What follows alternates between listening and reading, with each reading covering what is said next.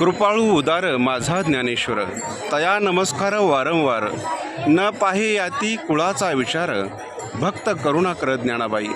योग्यांचा राजा कैवल्य चक्रवर्ती संत श्रेष्ठ श्री ज्ञानेश्वर माऊलींचा पालखी सोहळा आज महर्षी वाल्मिकी ऋषींच्या पावनभूमीतून पंढरीकडे चालू लागला आहे.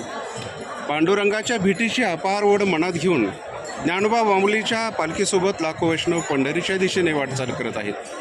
याची देही याची डोळा अनुभव असा हा दिव्य सोहळा प्रत्येक भाविकासाठी आयुष्यभर जपण्यासारखा आहे.